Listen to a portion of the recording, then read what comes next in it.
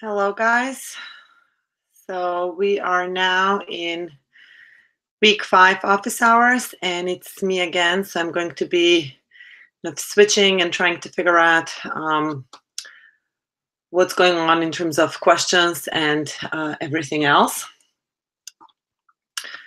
Let me pull up my office hour at least link. Okay. And let me just double check one more thing. Okay. So Tony's out back to the West Coast, and it's probably going to be sometime, I guess, late March when we'll get together again. So we'll do joint office hours.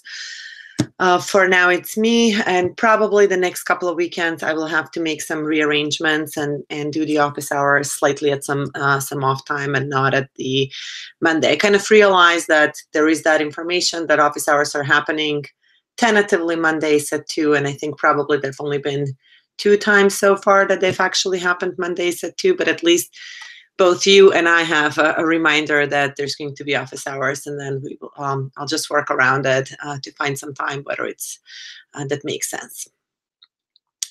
So where are we right now? We are in the final week of Project 1.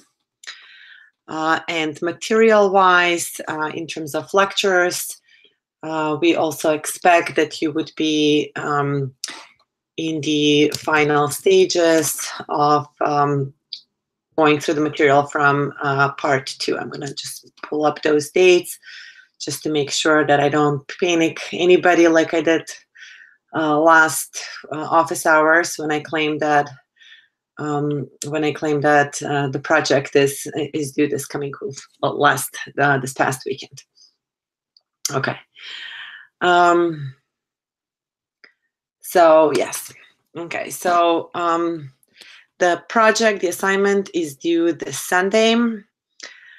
I see that the TAs are providing tons of support with to many of you who are seeking help both on Piazza and on through Slack. I know that the Bonnie issue has been disruptive, but we're on our end, we're doing our best to manage the process as we move along.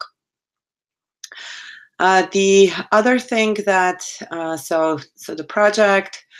The other thing that you will get at some point during next week, or actually during this coming week, is you will get some information from the exam hosting service, from the exam proctoring service, ProctorTrack. We will be submitting the class roster to ProctorTrack. And so one of the things that we mentioned earlier is that the exam is going to be hosted in Canvas, but it will be actually proctored through the service ProctorTrack. And at some point prior to the exam, they ask that we upload the class roster. And what's going to happen at that point is you will receive a email notification from them about your account with ProctorTrack. This is in particular for those students that are new in the exam. We will, once we send that message, we'll also put a post on Piazza so that everybody can kind of be on the lookout for that email and know what to expect in terms of ProctorTrack. But one of the things I wanted to make sure that I mentioned this during office hours before you see the email is one of the things that you'll have to do is you will have to do a onboarding test. This onboarding test is not something that's required. This is basically to check compatibility between your machine and the proctoring software, the proctoring service. If you're a new student, you have to do it. If you're a returning student, but you've changed something about your machine, your configuration, you have to do it.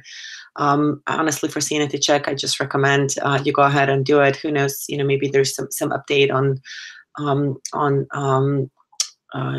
in terms of the ProctorTrack client that ends up getting downloaded and runs from your machine. So you just want to make sure that that things work. So this proctoring onboarding test that you will be invited to take is really just to check that compatibility between your machine and the proctoring service. It will tell you what you are allowed or not allowed to do. It will tell you things such as you'll find out whether, every semester we end up with some small number of students that have to make some alternative arrangement regarding the exam proctoring. So maybe, they do it from a office, from a computer in their office or something like that. But we just so make sure you do it early on, and we'll send a reminder. We'll push out an email notification to everybody so that everybody is aware of this. But for those of you that tune into office hours and choose to watch the first couple of minutes before you start maybe skipping through them, just wanted to make sure that I say this sooner rather than later. Okay, so we have still time before the exam. We're going to have, I guess, a couple of more office hours before the midterm. So I will come back and talk about the midterm some more during those office hours. Just wanted to make sure that you're aware of this upcoming task that's going to end up on your to-do list. Okay, so let me now go through some of the questions. Is from some of the questions on Piazza. So, okay, so the last question is asking whether there is a way to view previous Boni submissions. On our end, I know for sure that there is. If you watched some of the discussions that we had with Tony regarding in particular regarding some of the plagiarism cases that we had before, we are able to actually even detect cases where students sometimes feel that it's appropriate to just just take a submission that they find elsewhere and just upload it once, see if it passes the test, and then make some changes. Actually, I should not be using necessarily plural for this because I think it's basically one case, but we are able to see past Boni submissions. However, what I don't know is whether you, the students, are able to do that. And so so I'm going to ask if any of the TAs are online to actually answer that question. And if there is a way to do to review past submissions, to let you know. Or if they can give advice on what would be a good way to check that your most recent submission actually includes versions of all the files that successfully submit all the tests that you can see. Okay, so that's for that question. I know that I'm not providing an answer, but I'm sort of pushing it on the TAs, but we'll get you an answer on that.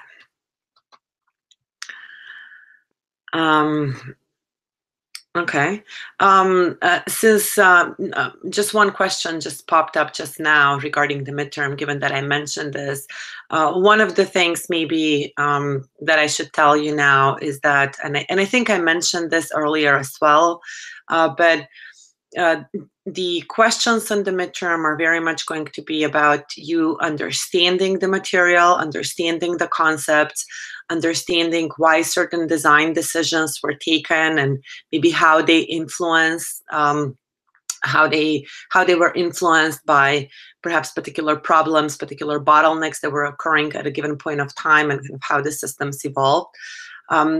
In terms of some of the quizzes that we have in the lectures, many of them have a very different nature. Many of them are asking you to look at man pages, to maybe Google some material.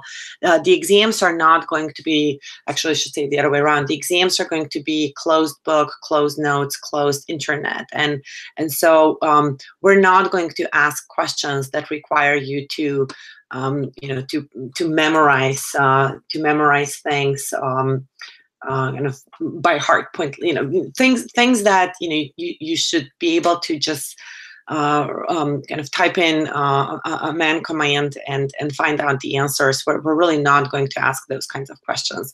It's going to be more questions that are about kind of conceptually understanding what's going on, and kind of what are some of the kind of in general through the material basic elements of operating system.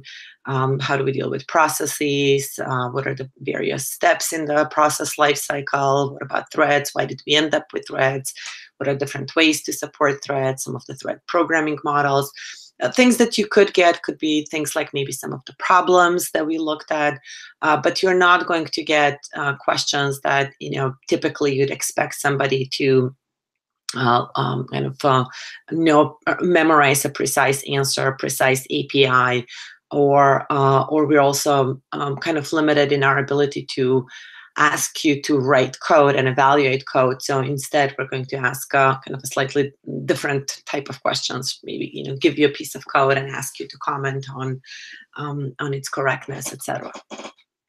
So you will have a better idea. There is a set of sample exam questions in Udacity, and what I will do is, these sample questions are kind of really just giving you some idea of the different topics that you should that were covered in this part of the material. But what I will give you in the meantime, I'll give you a couple of things. I will give you a set of, let me just take,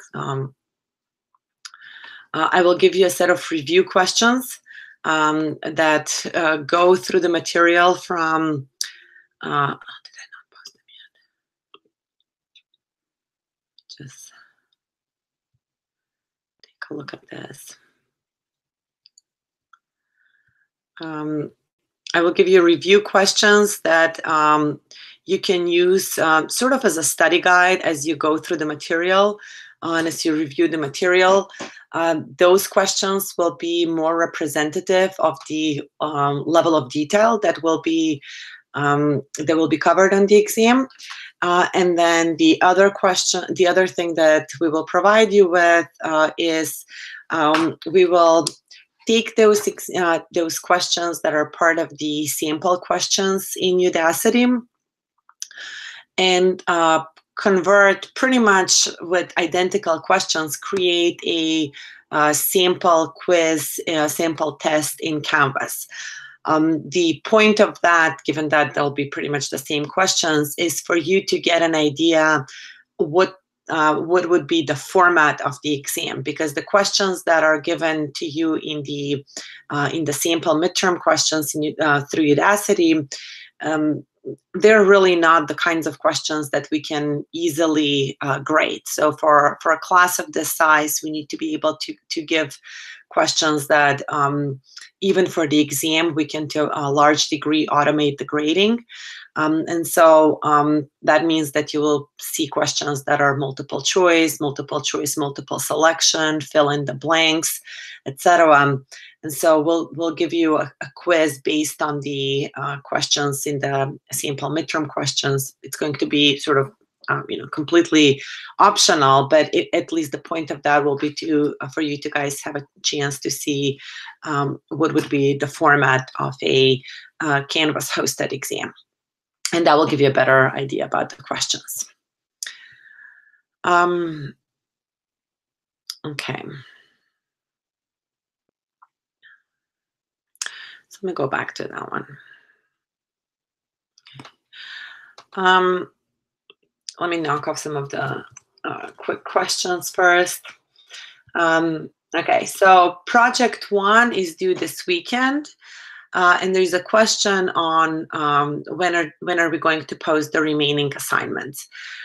We are going to stage the release of the remaining assignments. The main reason for that is really managing the conversation on Piazza, and just making sure that we move the class at a somewhat similar pace. I mean, obviously, we know that there are students that have finished Project 2. We know that there are students that will be able to kind of maybe will plan intentionally to finish these exams, the remaining the remaining projects as soon as they're released.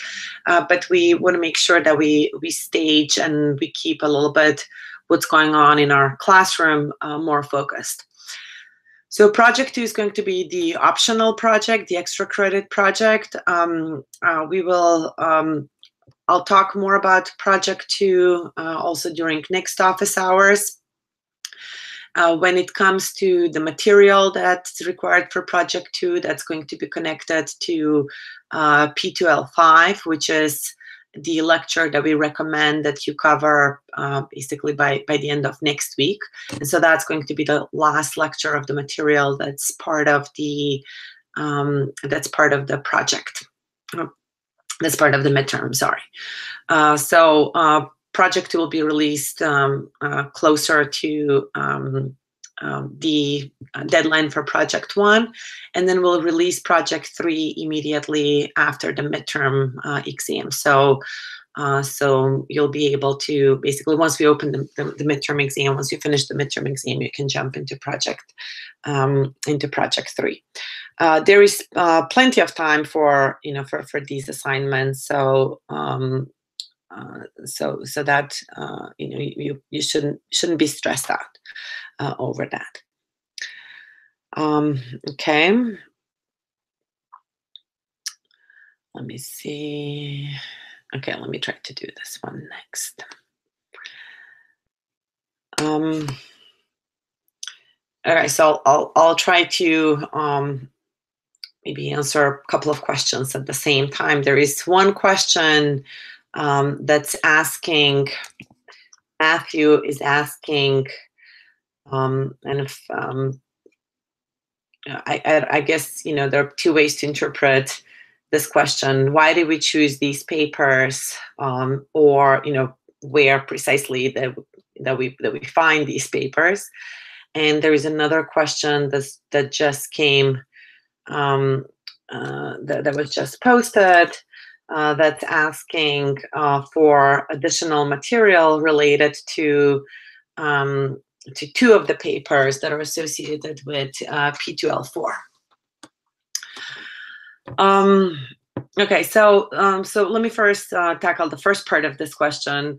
Why these papers? I mean, the material in this portion of the class, we're focused on threading and concurrency, right? And the reason that we jump into this part of the material as opposed to maybe first going into detail about scheduling or memory is because you really need to understand what are the different ways that a process can be structured, that threads at the kernel level, threads solely at the process level, multiple such processes, to maybe start thinking about the implications of that on scheduling, the implications of that on performing I/O operations and memory management.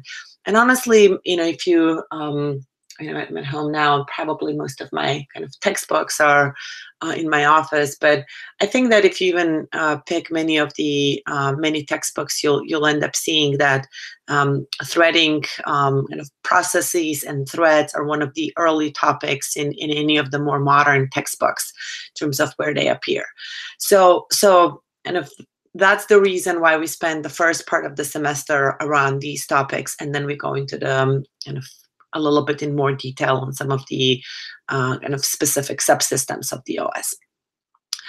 Why these papers? I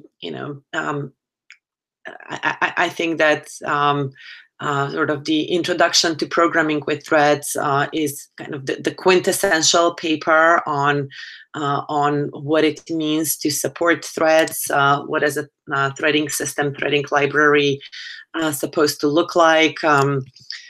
How would you support, and what are some of the challenges? What are some of the APIs?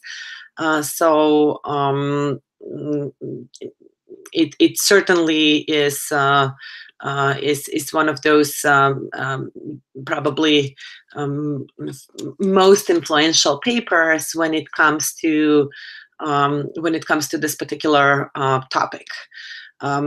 Andrew Burrell, was made a huge mark on, in general, operating systems, not just threading, but if he has made an impact on actually on some of the other topics that we'll discuss in this semester, such as in the later part of the semester, for instance, remote procedure calls.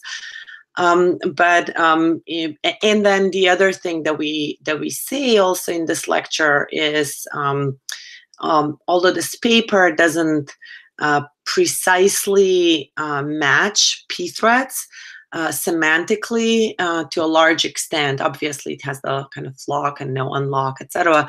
But semantically, the behavior of the threads and the threading system that's described to this paper match very much what's going on in pthreads, and so that's what makes it also a very desirable paper, and it's used by many in many courses that cover this material. The other thing that you will notice, both in this part of the semester and also throughout this course, is that one way or another we end up using a lot of material, a lot of papers, a lot of references that one way or another have in their roots something that was going on at Sun. And so Sun was a great company. There was a lot of creativity in terms of system software development that happened at Sun. Someone like Tony, who's maybe sort of lived through the process, would have been great to comment from personal experience on some of these topics. One of the things that I found it very interesting is that the Santa Clara campus of Sun was on the grounds of a former asylum, and so that there was maybe something in the air that led to all that inspiration. But that joke aside, one of the recurring questions over the last couple of hours was last couple of office hours was, do we still need user level threads? What's the kind of the current model for supporting user level versus kernel level threads? And so right now we're at a point in time when the dominant model that commodity operating system, the dominant, not the only, but the dominant model that it's supported at commodity platforms is one where we have a single user level thread mapped to a single kernel level thread, right? We didn't just wake up and say, let's do it like that. There was a lot of history, a lot of evolution in the design, in the engineering of these systems that led us to this particular point of time.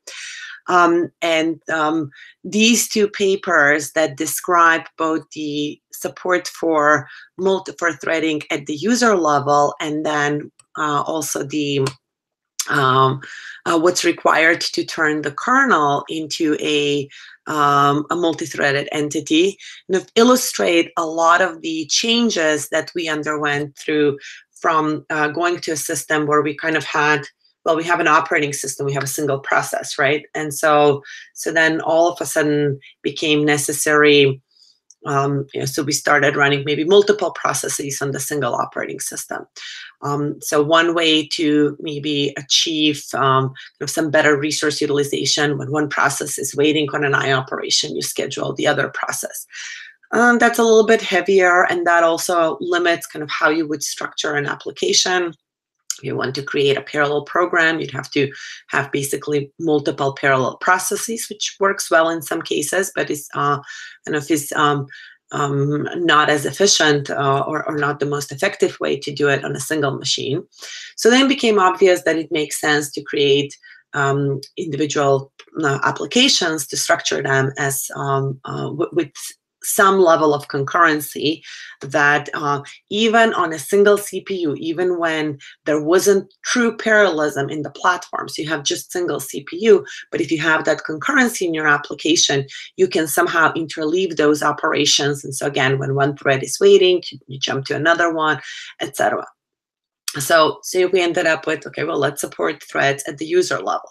And so, you know, that was wonderful, except that it came with some limitations. And we talk about some of these limitations where, you know, when we really, on a per process basis, don't provide an opportunity to really run that process in parallel, or to really distinguish among maybe multiple concurrent activities that are happening at the process level, at the kind of at the user level, to be able to understand that at the kernel level, right? If you're at the kernel level, you just see the entire process as one execution context.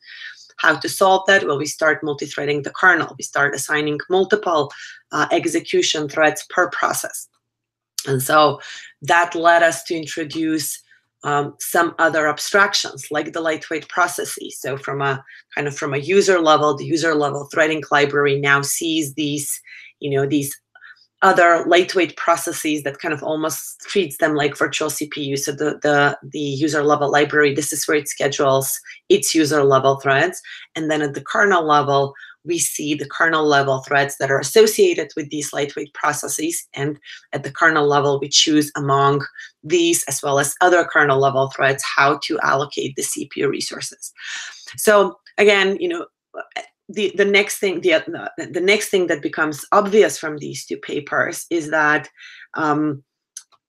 this decision to support threading at the user level and then support threading at the kernel level led to some complications. And the inability to really at the kernel level understand exactly what's going on at the user level, the inability at the user level to always know exactly what's going on at the kernel, which exact kernel level thread, actually, which exact lightweight process in that case is indeed running versus is blocked, etc. That was causing a lot of inefficiency, even potentially situations for deadlock. And so that led to, you know, basically in some way expanding the interface between the kernel and the user level threading library. And so how do we expand that? What does that interface look like? Well, one way we make system calls. The other way, the kernel raises signals that that trigger the execution of some signal handlers, right? So these papers talk about some new signals that were introduced as part of Solaris. This is the 2.0. They talk about some new system calls that were introduced. Again, those were just so as to be able to exchange some more information, gain a little bit more understanding from one level what's happening at the other level. And so that's why it makes sense to to spend time on these papers. We're by far not the only class that out there that's kind of using this material, and so it kind of shows us why we arrived at this point, and of both the motivation initially to start threading and how would you do it, both at the user and the kernel level. What were some of the complications behind supporting the M-by-N model? And then we spent some time talking about the fact that maybe some of the practical limitations that led us to that warranted such an M-by-N model over time were eliminated. You know, we made hardware advances that made the system call much cheaper, right? That protection boundary crossing much cheaper.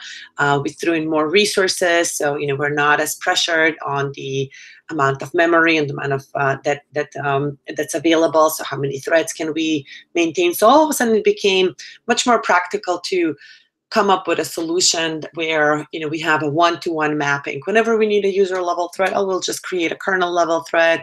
All of the data structures, we'll pay for all the overheads, no problem. Because it became simpler to do that than to deal with maybe some of the complexities over how are you going to pass a signal to the right thread, how are you going to kind of avoid some undesirable situations where you're kind of context switching, you're preempting the thread that's currently the lock holder. So this problem of lock holder preemption. So these were all problems that we had to come up with some solutions, and all of these problems just went away once we had a single user level thread with a single kernel level thread. And so that's great. That got us to a certain point. But the reason why it's important to spend time looking at these older papers and not forgetting kind of what we did, when we were constrained to have an M/N model, is because we actually have had to operate in an M/N model for a while now, and will likely have to do so again in the future in some other context. So despite having this scenario where we have a single user level thread and a single kernel level thread for a very long time, as far as the Linux kernel, for instance, is concerned, there's another very popular context where this phenomena of having kind of at the one layer multiple execution contexts that are managed exclusively at that layer, and then another layer that perhaps is not aware of what's going on, is kind of sees a completely different level number of execution contexts and manages those. This is something that has appeared. We haven't talked about virtualization yet, but later in P3 we will talk about virtualization. And just to kind of illustrate this super briefly, as opposed to operating systems, at the lowest level, we have hypervisors. As opposed to, and on top of the operating systems, we have processes. And in the Solaris papers, we have a user-level library that has many user-level threads. In virtualized data centers, on top of the hypervisor, we have virtual machines. These virtual machines now run an operating system that has multiple threads. So what happens in a way is similar. We have kind of within a virtual machine, we have an entity at the operating system level that manages a bunch of threads. They have no idea what's going on at the lower level, at the hypervisor. And then at the hypervisor, all similarly, at the hypervisor level, we have, they're called vCPUs. We have vCPUs, and we manage these vCPUs. We kind of multiplex them, schedule them, make decisions on which one's going to run on which CPU, when is it going to be preempted, and so forth.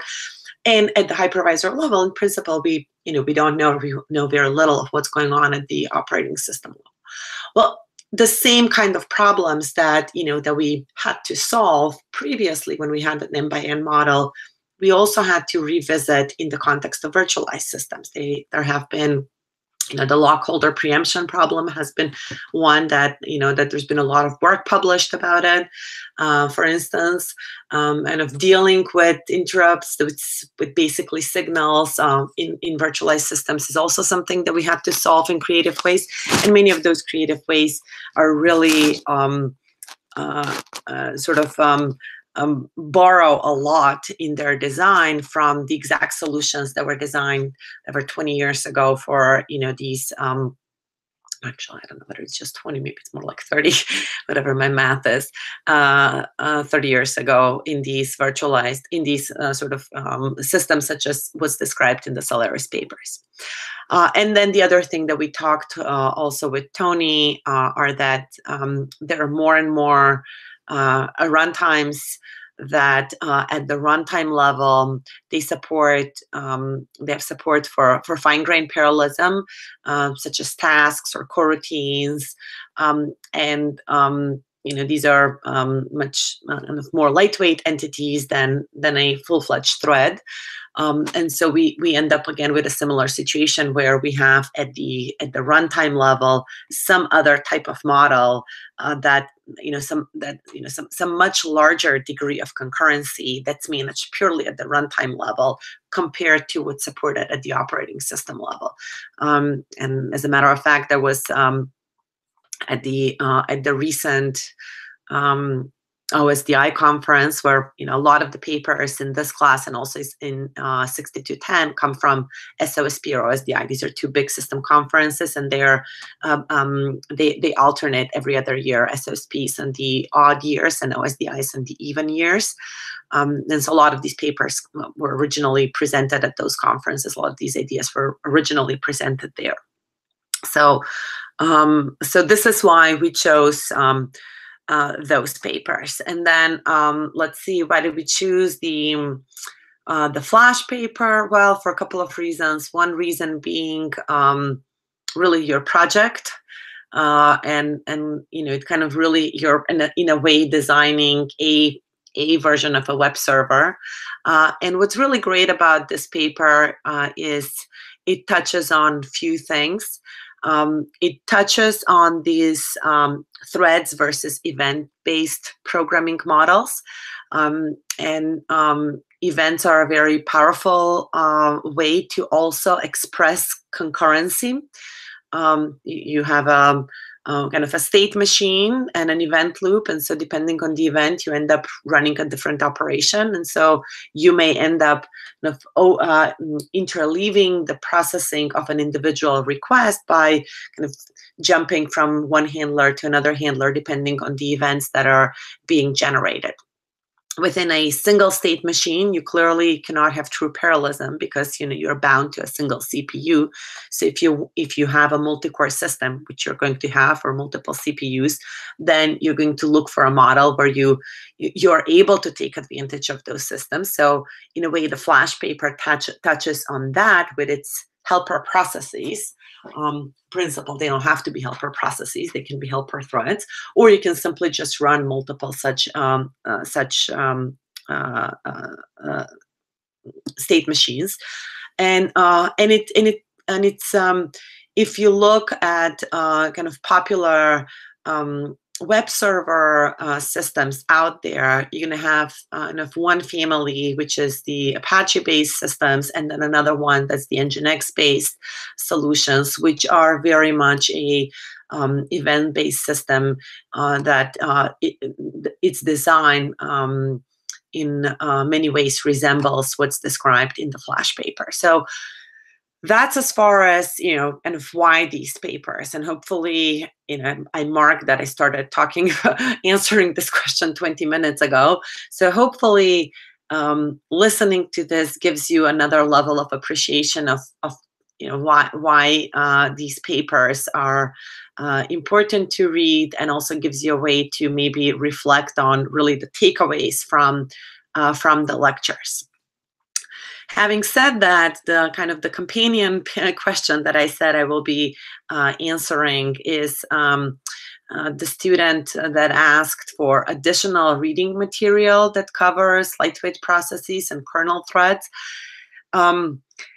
Probably, your best bet is going to be looking through old operating systems textbooks, right? Because as we kind of evolve through time, at some point of time, if you go back to around the time when these papers were published, we didn't by default support a one-to-one mapping between kernel level and user level threads. So you will find textbooks that talk about this kind of multi-layered approach and multiple abstractions from user level threads to lightweight processes to kernel level threads.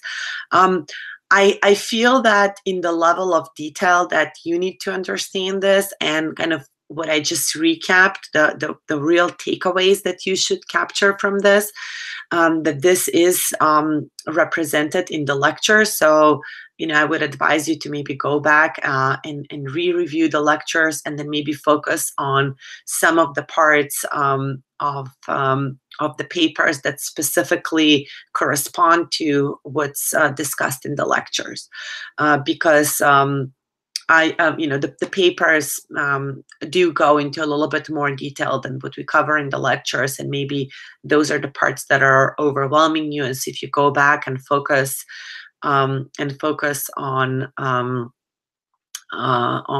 that part of the material, you can it will be a little bit more clear. And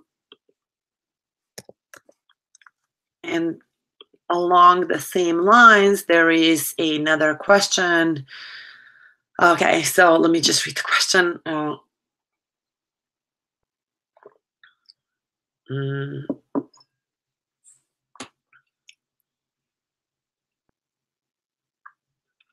Okay, so let me go one more time. So at the user level, we have a user level threading library.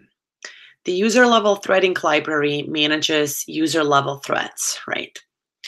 And what it means, manages user level threads, it means it's responsible for creating them, destroying them when it creates them, for creating appropriate data structures, for creating different data structures that it needs in order to make decisions as to which thread to run, which thread should be maybe interrupted, which thread should be preempted, which thread should be scheduled. So all of that information, so like different run queues, etc. All of that information is maintained at the user level. All of the per thread data structures also maintained by the user level threading library. So if it needs to update something, it can completely do it at the user level. Now, so managing, so creating them, creating all the associated data structures, making decisions when how to allocate resources to these user level threads. And ultimately, it also makes decisions when they get to for real be scheduled to execute. So this would be the user level scheduler. The scheduler that's part of the user level threading library is the one that will make a decision which one of the user level which one among all of the threads that are at the user level should be given a CPU. However, the scheduler at the user level, that one doesn't have real control over the hardware CPUs, right? The hardware CPUs are managed by the kernel, and the kernel makes decisions. The kernel also sees a bunch of threads, and the kernel makes decisions which one of the kernel level of the threads that it sees, of the kernel level threads, will be scheduled on a given CPU. So basically, for a user level thread to for real run on a physical CPU, it has to lock out that user level thread is at that particular, which the user level threading library said, I'm going to schedule this thread, is at that particular point of time associated with a kernel level thread that the kernel level library decided, oh, this thread should be the thread that runs on the physical CPU. Now, that abstraction that, from a user level threading library, when it's scheduling, what it sees, what it thinks that it's scheduling on, doesn't see the kernel level thread directly, but it sees what it looks like, this lightweight process abstraction, right? This lightweight virtual process. So that's why I called it a virtual CPU. So the lightweight virtual process from the perspective of the user level threading library, the user level threading library thinks that the lightweight processes, that these are the virtual CPUs onto which it can schedule the user level threads. At the kernel level, the lightweight processes are visible. So each of the lightweight processes is associated with a kernel level thread. Within a single process may have multiple lightweight processes. For each lightweight process, there will be a kernel level thread. So let's say we have a process that has 2 lightweight processes.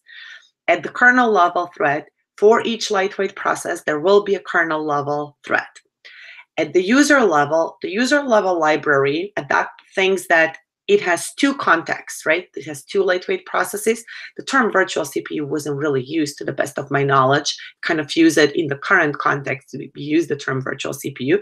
But if you think about, a threading library scheduler should schedule threads on CPUs, in the context of the user level threading library, it's scheduling user level threads on these, what it thinks like are virtual CPUs, right? So the user level threading library in that case sees 2 vCPUs, right? And so this is what it's going to schedule on. And then let's say the kernel has just 1 physical CPU.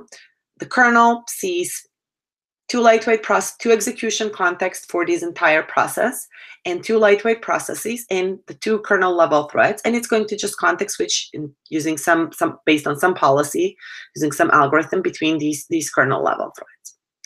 At the kernel level, we have kernel level threads that are associated with the lightweight processes that are part of a single process.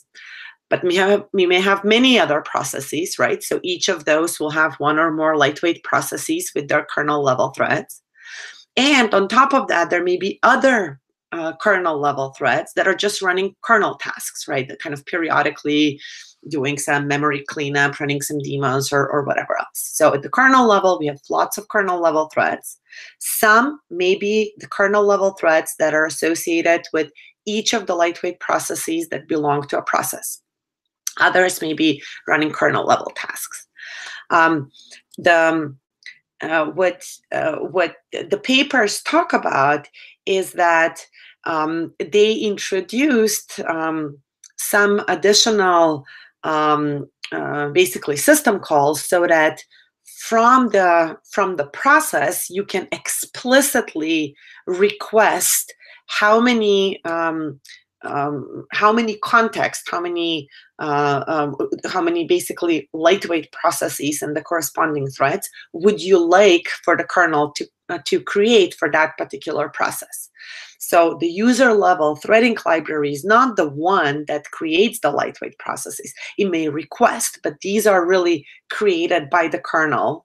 And that's what then the user level library and the associated kernel level thread, but that's what the user level library then sees and is able to make decisions on whether or not it can schedule a user level kernel, a user level thread on one of these lightweight processes. I'm trying to read at the same time as I'm talking, and sometimes different words come out. The question about, is this done through signals? So the signal is something that the kernel raises when it kind of sees something.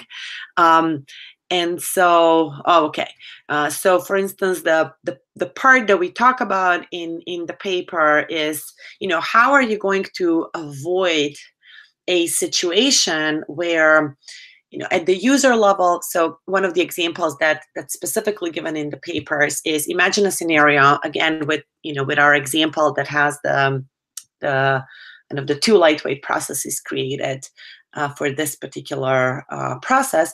So imagine a scenario where at the user level you have three user level threads. One is holding a lock. And the other two are waiting for the lock. So imagine the user level thread, the user level scheduler made a decision where, thread number one that it's going to wait for the lock is running, is associated with lightweight process one. Thread number two is associated, it's also going to wait for some resource, is associated with lightweight process 2. So now both of the threads that are officially scheduled to run on the kernel level threads are waiting for something that only the third user level thread can give them. But the third user level thread is currently not running; it's not scheduled, and so if the scenario is such that that these these waiting, the threads that are waiting are really, this is a blocking operation. They really cannot move forward until that third user level thread's running, and basically that's blocking the kernel level threads. Maybe they're waiting on some device to generate some IO, but it's only really the third user level thread that's going to trigger this IO. So then you're going to end up in a situation where both of the both of the kernel level threads that are given to this process are blocked, right?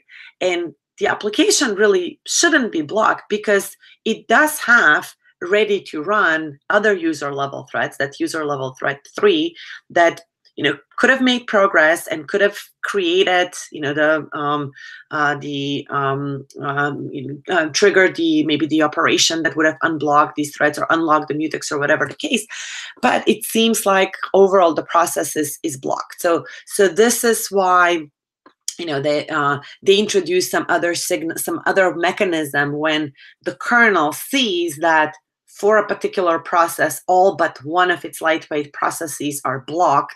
It has a way to, the kernel would trigger a signal that would then tell the user level library, you're about to potentially get somehow blocked or deadlocked. And, so as a way to maybe notify it that, it's entering dangerous territory, either maybe should preempt some of the user level threats, or it should create some additional hardware, some additional kernel level threats to be introduced. So, this is part of that, of that problem that, the two are kind of supposed to operate independently, but what happens at one level really impacts the ability on the other level to make good decisions. So then that's why they were introducing these additional either signals that get triggered, that get raised by the kernel, that the user level library is able to understand because it has, it's able to handle them, right? It can, it has installed handlers for those particular signals, or they've introduced a new system calls in order to be able to request something from the kernel, some specific operations. Okay, so hopefully that answers those questions. Let me see. Okay, so there's a longish one. I did read it at some point, and so I'm going to try to kind of skip through a few of these.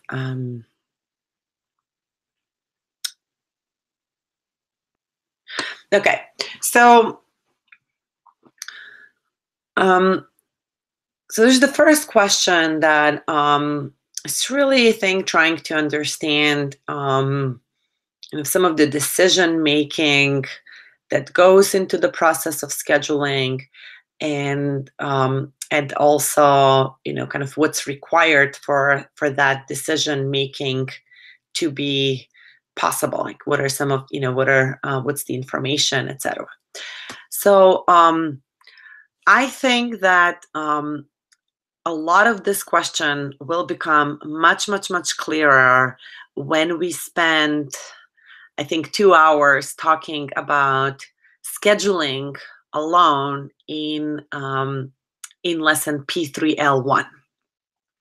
Because in P3L1, we kind of precisely go back and talk about many of the things that are raised in this first question in the office hours post by Pollack. At a kind of very briefly and at a high level, I will try to provide an answer. So the question already hints on two things. One is that we schedule when the scheduler is running, the scheduler is trying to kind of meet some objective. And maybe that objective is that it's trying to make the utilization of each of the CPUs or cores balanced. Or maybe it's trying to meet an objective where, to finish a set of tasks with as few CPUs as possible.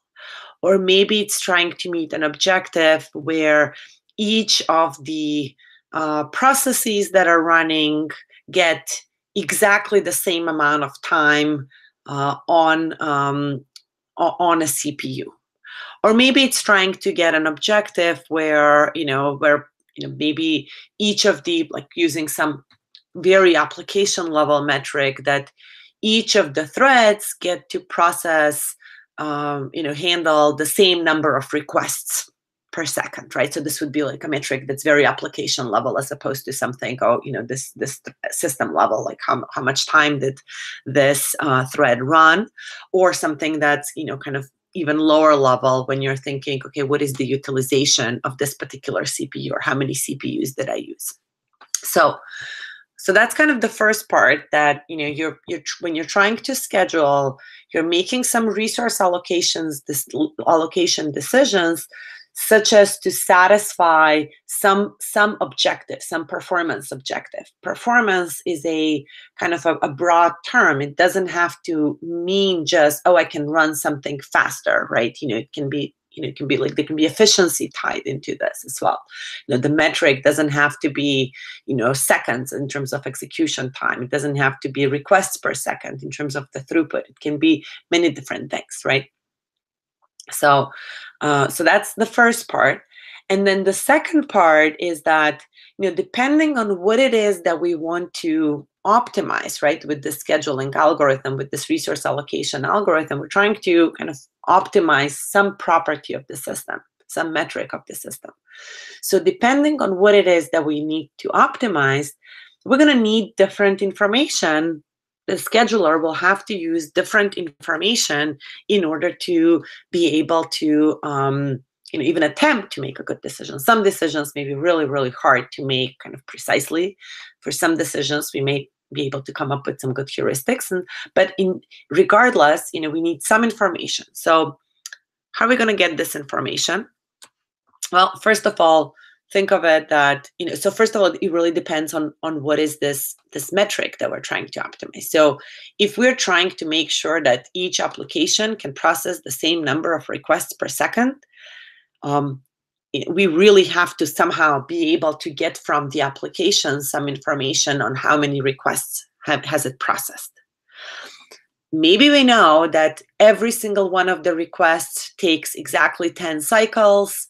And so, if that's the case, then we can just count the cycles. And as long as, this application got to run for 10 cycles, we can say one request passed. But unless we know that, every single request is going to take X amount of cycles, we're going to have to get that information from the application.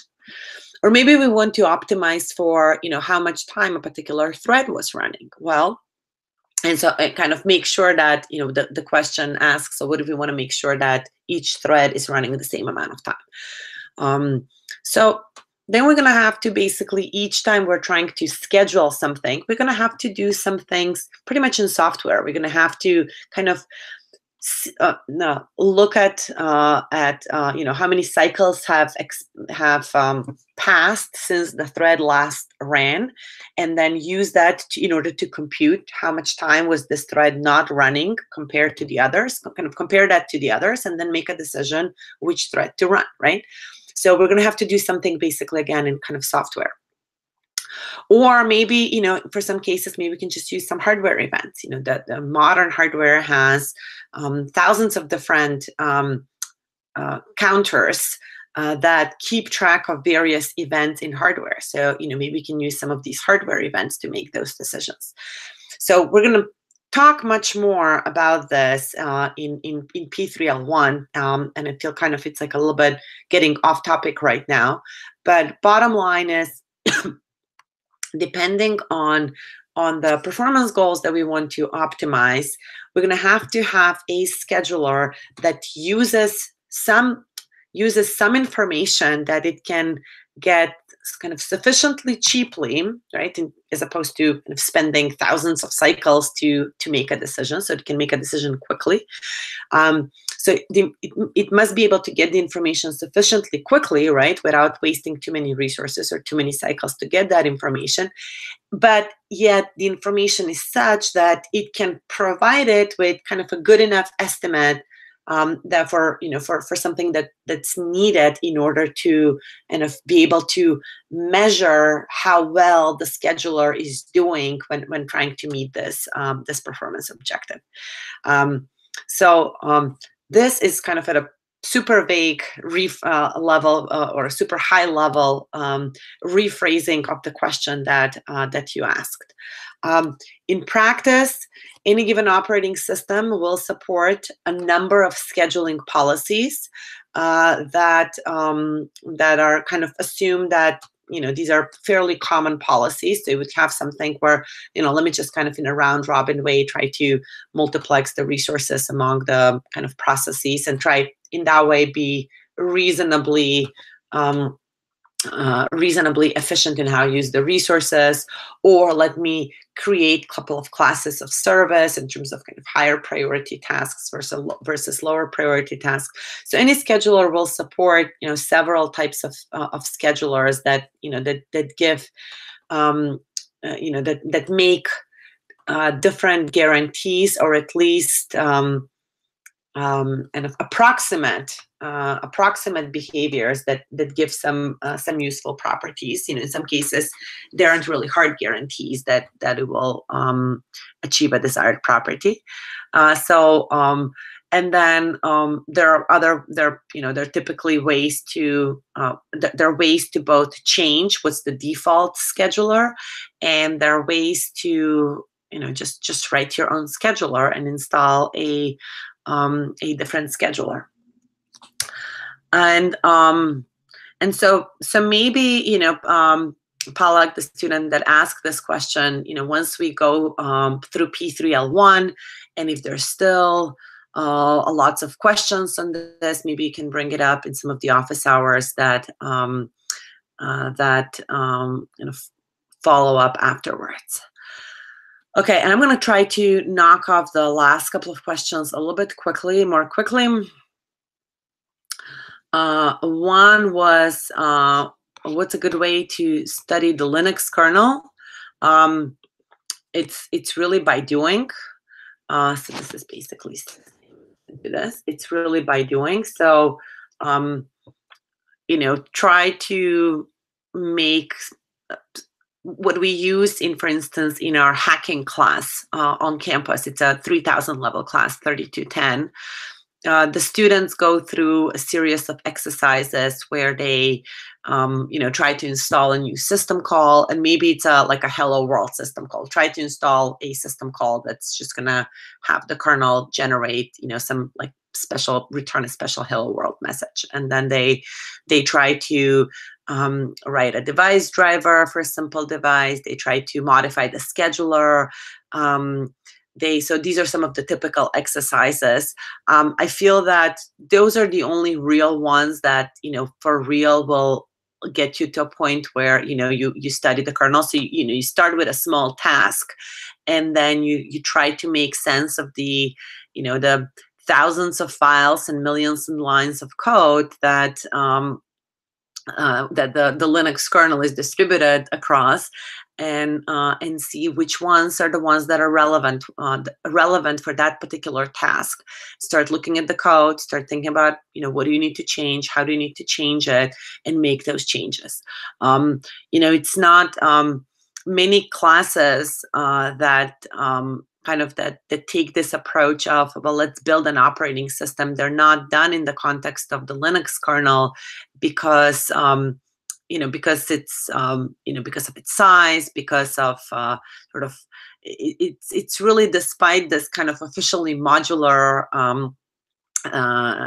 intended design in terms of the software engineering part, you end up with having to go through many files in order to really understand what exactly is going on when let's say when you need to interact with a device. I mean, I'm not even talking about the full API between a particular device, but let's say if you want to understand when the device raises an interrupt, exactly what are the different things that are going to happen, what are all the code pieces that will get executed, are there any atomic instructions that will get executed. You are going to end up going through multiple files to be able to track that down. And that's why if you want to study it, I suggest you kind of think about simple tasks, and then try to figure out what exactly is it that you need to modify. And then there is one last question that I will take, I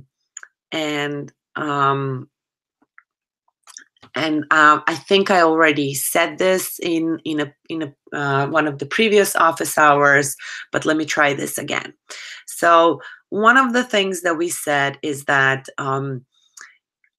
when you have some shared state that's accessed by multiple threads, whether these threads are trying to modify that state or read that state, you have to make sure that that state is accessed within a mutex lock and mutex unlock operation, right? Because what can happen is, you may think, well, how about I just really only need to read this shared variable. So what I'll do is I'll unlock the mutex and I'll just read the shared variable in the clear, right? In unprotected.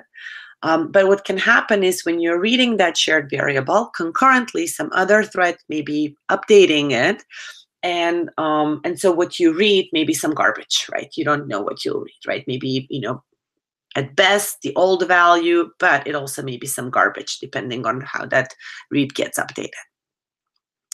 And so that's why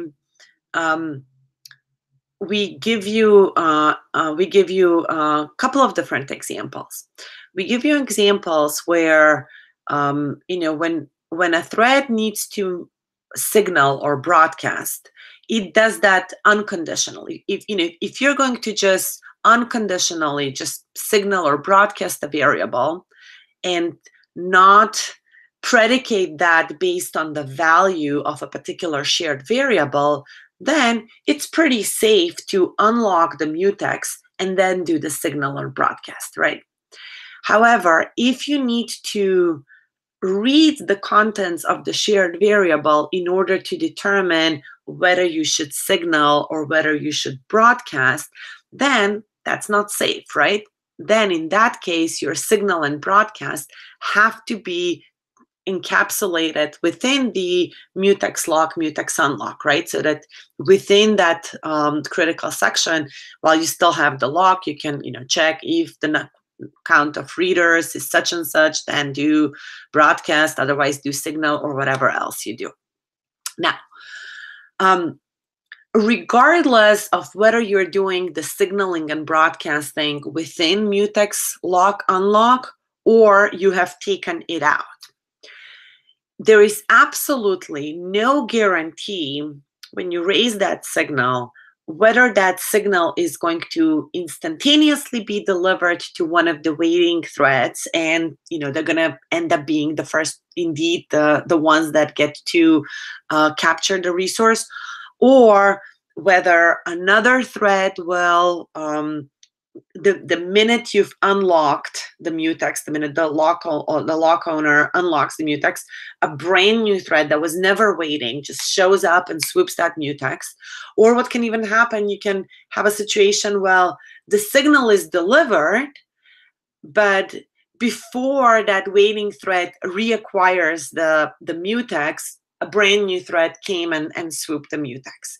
So remember, while a thread is waiting, that thread is not currently holding the mutex. Otherwise, there'll be no progress. You grab the mutex, you decide you can't move on, you go on waiting with the mutex, nobody else can run, right? Deadlock.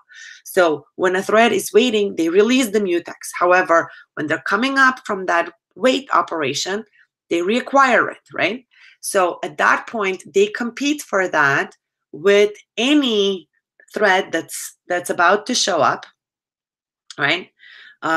They're competing amongst themselves, right? If you have delivered a broadcast, you can't have all those threads come out of the wait at the same time. They'll have to, one at a time, reacquire the mutex, kind of finish up whatever else was in the critical section before they went into the wait, unlock, and only then the next one will come. But they'll all come out of if you had a broadcast, they will all come out of the wait on the condition variable, but then they'll be waiting within the they'll be associated with the mutex that's associated with that condition variable, right? When you're waiting on, there are two parameters on the wait call. One is which condition variable. Two, what's the mutex that you're going to release while you're waiting, but then you need to reacquire once you come out, right?